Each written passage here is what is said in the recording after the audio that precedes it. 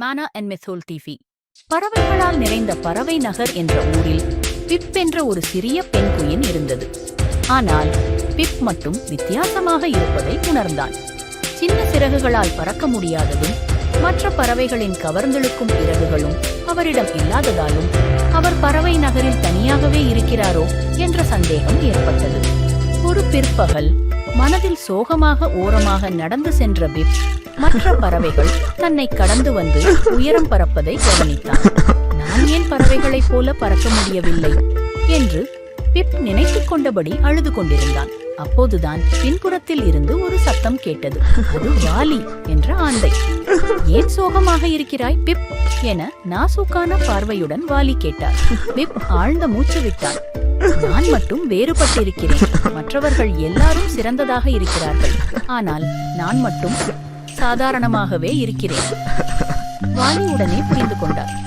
பிப் என்றார் அவர் மெதுவாக. எந்த பறவையும் வேறுபட்டவன்தான். பறவை நகரே இந்த இருட்டினால் நிறைந்தது. இந்த வேறுபாடுகளேதான் பறவை நகரை அழகாகவும் சிறப்பாகவும் மாற்றுகிறது. உன் உள்ளத்திற்குள் சென்று உன் தனித்துவத்தை கண்டுபிடிக்க வேண்டும். நிச்சயமாக உன் சிறப்பை கண்டுபிடிப்பாய் என்றார் வாலி. வாலியின் வார்த்தைகளால் உற்சாகமடைந்த பிப் தான் விரும்புவது என்னவென்று யோசித்தான். சிறிது நேரத்தில் பாறைகளிலும் கற்களிலும் வரையத் தொடங்கினான். சிறிது நேரத்தில் பிப்பின் படைப்புகள் ஊரில் பேச்சுக்கூறியதாக மாறின. பறவைகள் பல வகைகளும் பிப்பின் கற்களை பாராட்டத் துவங்கின. பறவை நகர் முழுவதும் வண்ணமிகு நிறமுடன் மிளிர்ந்தது. பிப் இதை பார்த்து மகிழ்ச்சியுடன் இருந்தான். நான் உண்மையில் வாலி சொன்னதை புரிந்து கொண்டேன் என்று உணர்ந்தான். யாரும் தங்களின் தனித்துவத்தை மறைக்க வேண்டாம் என்பதை உணர்ந்தான். அதன்பின் பறவை நகர் முழுவதும் வண்ணமிகு கற்களால் நிரம்பியது. ஒவ்வொரு பறவையும் தங்கள் தனித்துவத்தை பகிர்ந்து கொண்டனர். இப்போது பிப்பு பின்தங்கி இருக்கவில்லை. அவர் முழு நகரத்தின் நட்சத்திரமாக மாறினார். கதை நெறி. ஒவ்வொருவரிடமும் தனித்துவமான திறமைகள் உள்ளன. நாம் வேறுபட்டிருந்தாலும் அதை ஏற்றுக்கொள்வதால் மகிழ்ச்சி கிடைக்கும். மேலும் உலகிற்கு மகிழ்ச்சி தர முடியும்.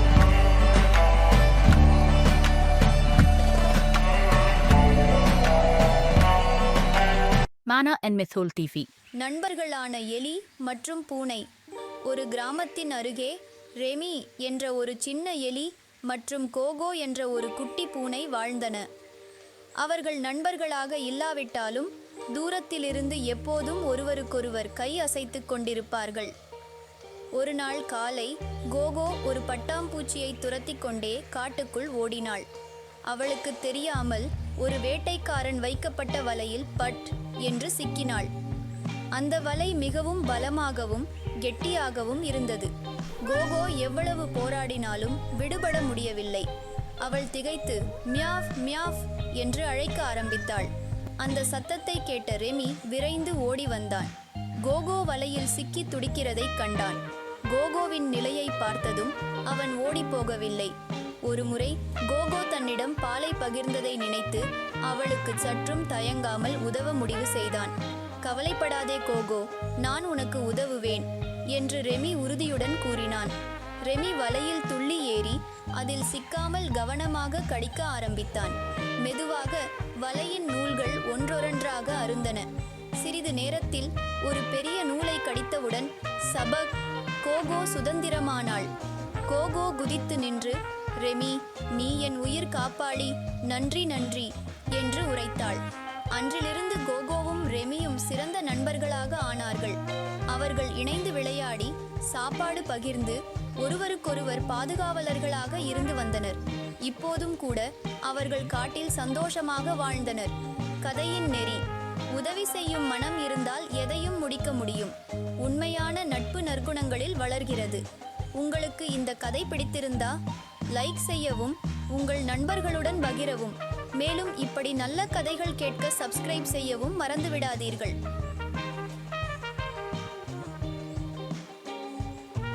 மானா and மெத்தோல் TV. Mana and மெத்தோல் TV.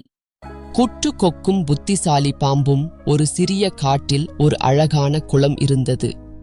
அந்த குளத்தில் நிறைய கலர்ஃபுல் மீன்கள் விளையாடிக் கொண்டிருந்தன. அங்கே ஒரு குட்டு என்று அழைக்கப்படும் கொக்கு இருந்தது. குட்டு மிகவும் பேராசை பிடித்தவனாக இருந்தான். ஒரு நாள் குட்டு மீன்களிடம் சென்று சொன்னான், அப்பப்பா, விரைவில் மனிதர்கள் வந்து இந்த குளத்தை உலர வைப்பார்கள். நீங்கள் எல்லாம் பிழைக்க வேண்டும் என்றால் நான் உங்கள் நண்பன். நான் உங்களை ஒவ்வொன்றாக அலகில் தூக்கி பெரிய குளத்துக்கு அழைத்துச் செல்வேன். மீன்கள் பயந்துவிட்டன. உங்களை நம்புகிறோம் குட்டு, எங்களை காப்பாற்று என்றன. ஆனால் குட்டு என்ன செய்தான் தெரியுமா? மீன்களை அலகில் தூக்கிக் கொண்டு ஒரு மலைக்கு பின்னால் சென்று ஒவ்வொன்றாக சாப்பிட்டு விட்டான். அப்படி தினமும் பல மீன்களை ஏமாற்றி சாப்பிட்டான். குளம் நாளுக்கு நாள் வெறிச்சோடி விட்டது. மீன்களின் சிரிப்பும் விளையாட்டும் இல்லாமல் போனது. அப்போது அங்கேயே இருந்த ஒரு புத்திசாலி பாம்பு சோனா இது எல்லாம் பார்த்தான்.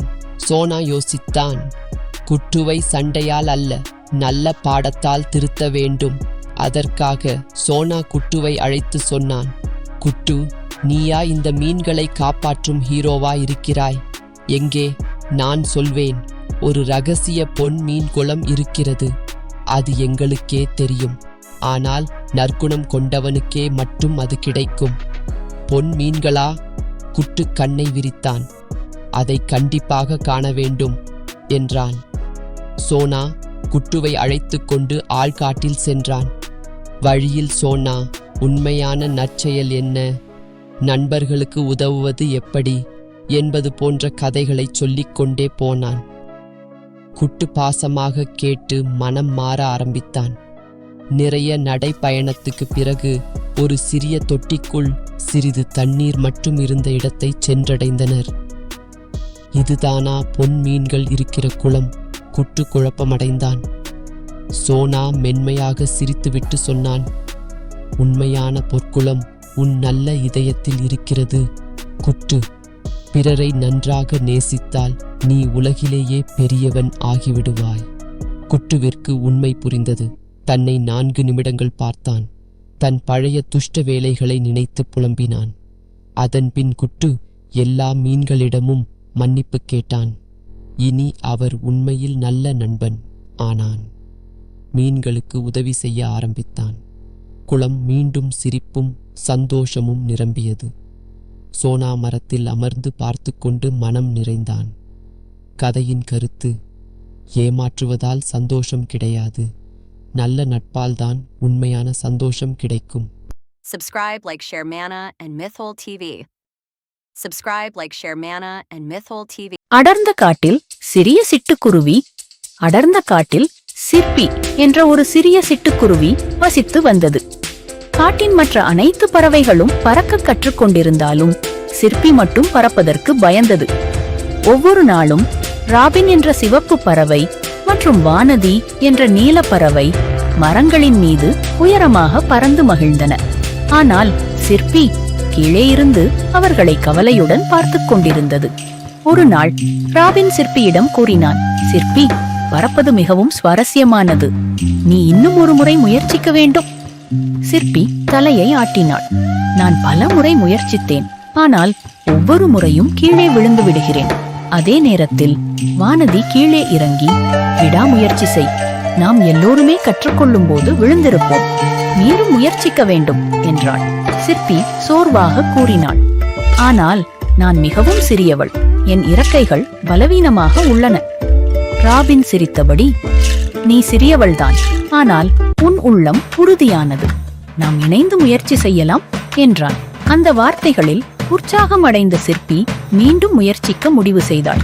அவள் ஒரு சிறிய கிளையில் ஏறி ஆழமாக மூச்சு விட்டாள். இறக்கைகள் அடிக்க ஆரம்பித்தாள். ஆனால் இறுதியில் அவள் கிளையிலிருந்து கீழே விழுந்து விட்டாள். என்னால் முடியாது, என்னால் முடியவே முடியாது என்று கதறினாள் சிற்பி. ஆனால் ராபினும் வானதியும் விடமாட்டோம் என்ற உறுதியுடன், ஒவ்வொரு பறவையும் தன்னுடைய நேரத்தில் பறக்கத் தொடங்கும், நீ உறுதியுடன் இருக்க வேண்டும் என்றார்கள். அடுத்த நாள் காலை சிற்பி சீக்கிரம் எழுந்து மீண்டும் முயற்சிக்க தீர்மானித்தாள். அவள் அதே கிளையில் ஏறி கண்களை மூடிக்கொண்டு தன்னுடைய சிறிய இறக்கைகளை சுறுசுறுப்பாக அடித்தாள்.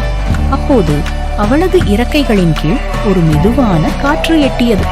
திடீரென்று சிற்பி காற்றில் மிதந்தாள். சில அங்குலம்தான், ஆனால் அது உண்மையான பறத்தல். ராபின் மகிழ்ச்சியுடன், சிற்பி, நீ பறந்து விட்டாய். சிற்பி, உன் விடாமுயற்சி உன்னை சாதிக்க வைத்தது என்று ஆர்ப்பரித்தான். அந்த நாளில் இருந்து சிற்பி தினமும் பறக்க பழகினாள். அவள் சில சமயம் விழுந்தாலும் எப்போதும் மீண்டும் எழுந்து முயற்சித்தாள். ஒரு அழகான சூரிய நாளில் சிற்பி காட்டின் மிக உயரமான மரத்தின் உச்சியில் பறந்து சென்று அமர்ந்தாள். அனைத்து விலங்குகளும் அவளை பாராட்டினார்கள். ராபினும் வானதியும் அவள் அருகில் பறந்து வந்தனர்.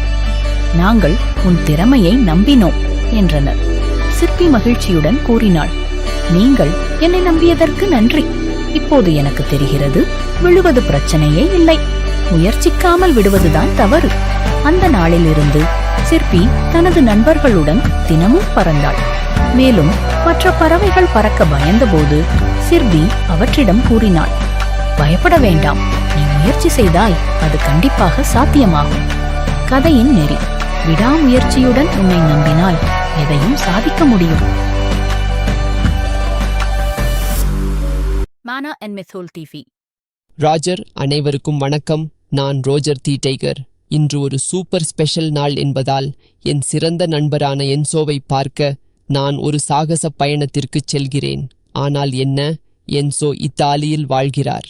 ரோஜர், என்சோவை மீண்டும் பார்க்க என்னால் காத்திருக்க முடியாது. அவர் தனது வீட்டைப் பற்றிய சிறந்த கதைகளை பெற்றுள்ளார். முதலில் நான் காட்டை விட்டு வெளியேறும் வழியை கண்டுபிடிக்க வேண்டும். மீலா: ஏய் ரோஜர், இவ்வளவு அவசரமாக எங்கே போகிறீர்கள்? ரோஜர்: நான் என்சோவை பார்க்க ஈத்தாலி செல்கிறேன். என்னுடன் வர விரும்புகிறாயா? மிலா: நிச்சயமாக. சாகசங்கள் எப்போதும் நண்பர்களுடன் மிகவும் வேடிக்கையாக இருக்கும். போகலாம். ரோஜர்: இத்தாலிக்குச் செல்வது கடினம் என்று நினைக்கிறீர்களா? மீலா: ஏதாவது உதவி தேவைப்படலாம் என்று நினைக்கிறேன். லூயிகி பள்ளியிடம் கேட்போம், அவருக்கு எல்லாம் தெரியும். லூயிகி: என் பெயரை யாராவது சொன்னார்களா? உங்களுக்கு என்ன வேண்டும் நண்பர்களே? மீலா: என்சோவை பார்க்க நாங்கள் இத்தாலிக்குச் செல்ல விரும்புகிறோம். வழியை கண்டறிய எங்களுக்கு உதவ முடியுமா? லூயிஜி: இது எளிதானது. ஸ்பார்க்லிங் ஸ்ட்ரீமை பின்தொடரவும். இது பரந்த நீரை கடக்கும் பெரிய பாலத்திற்கு வழிவகுக்கிறது. ராஜர்: நன்றி லூயிகி, சீக்கிரம். மிலா: மிலா, காட்சியை பாருங்கள். ரோஜர்: மிகவும் அழகாக இருக்கிறது. ராஜர்: ஆஹா, நான் இத்தாலியின் மலைகளை பார்க்கிறேன். நாங்கள் கிட்டத்தட்ட வந்துவிட்டோம். ராஜர்: என்சோ, நீங்கள் எங்கே இருக்கிறீர்கள்? என்சோ: ரோஜர்: மிலா, உங்களை பார்த்ததில் நான் மிகவும் மகிழ்ச்சியடைகிறேன். மீலா: இத்தாலி பற்றிய உங்கள் கதைகளை கேட்க எங்களால் காத்திருக்க முடியவில்லை. என்சோ: பெரிய மரத்தடியில் சுற்றுலா செல்வோம். எனக்கு பிடித்த தின்பண்டங்களை பகிர்ந்து கொள்கிறேன். ராஜர்: ஆம், இவை என்ன? என்சோ: இவை இத்தாலிய பேஸ்ட்ரிகள், எனக்கு பிடித்தது. மீலா: உங்களுக்கு தெரியும், இந்த சாகசம் ஆச்சரியமாக இருந்தது. மேலும் வருகைகளை திட்டமிடுவோம். ராஜர்: ஆம், சாகசமும் நட்பும் சிறந்த நினைவுகளை உருவாக்குகின்றன. என்சோ: நாம் எவ்வளவு தூரம் பிரிந்திருந்தாலும் நம் நட்பு எப்போதும் நம்மை ஒன்றாக இணைக்கும். ராஜர்: எங்கள் சாகசத்தில் இணைந்ததற்கு நன்றி. நண்பர்களே, சாகசங்கள் பகிரப்படும் போது சிறப்பாக இருக்கும் என்பதை நினைவில் கொள்ளுங்கள். மில்லா: அடுத்த முறை சந்திப்போம். என்சோ: சியாவோ நண்பர்களே, அடுத்த முறை வரை. Subscribe, like, share Mana and Mythhole TV. Subscribe, like, share Mana and Mythhole TV.